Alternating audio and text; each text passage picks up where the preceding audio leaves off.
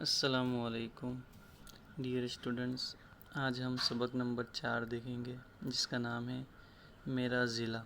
Okay, चलिए अब हम स्टार्ट करते हैं। यहाँ पर देखिए, यहाँ पे आपको एक मुतालिया करना है।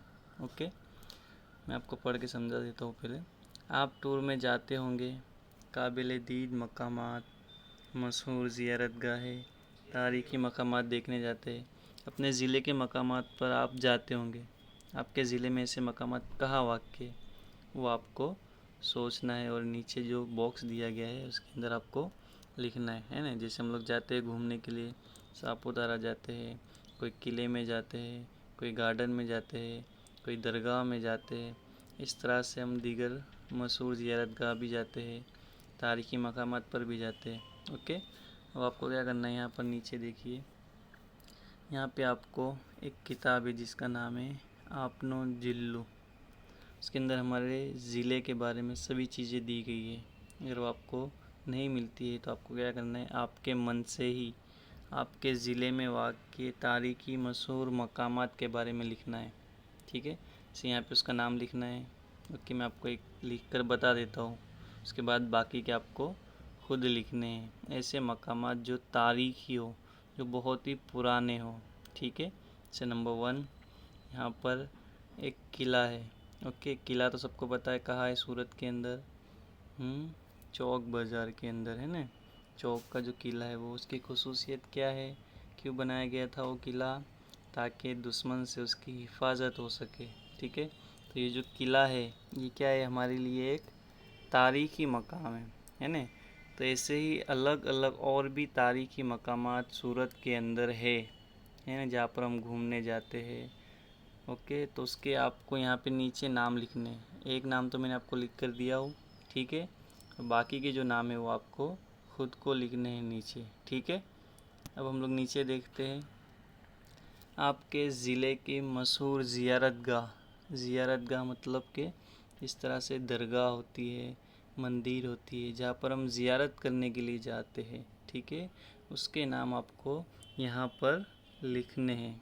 ठीक है, वैसे बहुत सारी दरगाह और मंदिर तो आपको पता ही है, उसके नाम आपको यहाँ पर लिखने हैं। ठीक है, जैसे यहाँ पर एक दरगाह का नाम मैं आपको यहाँ पे लिख देता हूँ, है ना, जैसे हज़रत ख्वाजा दाना रहमतुल्लाह अलैह। उसके बाद कहाँ वाक़ई है ये, तो नौसारी बाज़ार। उसके बाद इनकी खुसूसियत क्या है कि ये सूरत की सबसे बड़ी दरगाह है ना, सबसे बड़ी और सबसे पुरानी दरगाह, ये इसकी खुसूसियत है। वैसे ही और भी दरगाह और मंदिर या मस्जिद, उसके नाम आपको यहाँ पे नीचे लिखने हैं। ठीक है, समझ पड़ी। ओके, अब हम लोग देखते हैं अगले पेज के ऊपर।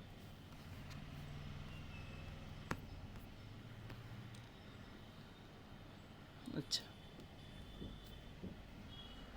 अब देखिए यहाँ पे सवाल है, सबसे ज़्यादा सयाह आते हो ऐसी तारीख़ी मकाम कौन सा है ना। सबसे ज़्यादा जो सयाह मतलब होता है जो घूमने वाले होते हैं, मुसाफिर होते हैं ना, ट्रैवलर जो होते हैं, वो कहाँ पर आते हैं, ऐसी तारीख़ी मकामात के नाम आपको लिखने हैं। ठीक है, मैं आपको यहाँ पे लिख देता हूँ और आपको क्या करना है, उसको देख कर ही आपकी किताब के अंदर लिखना है। ठीक है, अब उसके बाद देखिए नीचे 2 नंबर है सवाल, ये तारीख़ी मकाम किस लिए मशहूर है।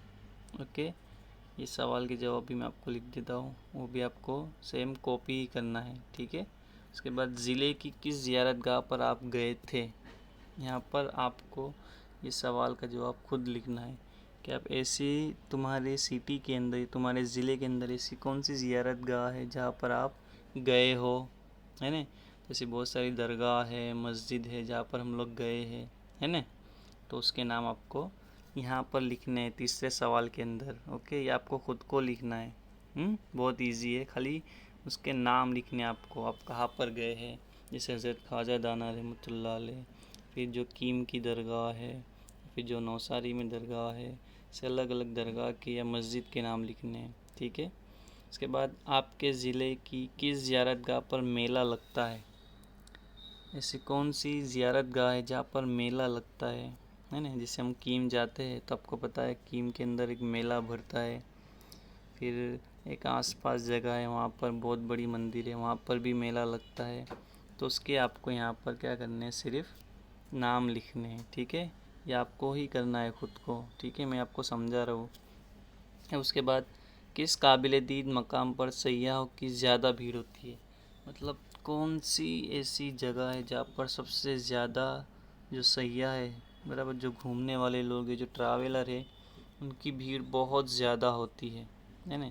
जैसे हम लोग देखते हैं यहाँ पर जो हमारा चौक का किला है, या जो अभी बना है गोपी तालाब, वो हो गया, जहाँ पर बहुत सारे लोग घूमने के लिए आते हैं। इसके बाद हमारा जो दरिया किनारा है डुमस, वो हो गया, यहाँ पर भी बहुत सारे लोग घूमने के लिए जाते हैं ना।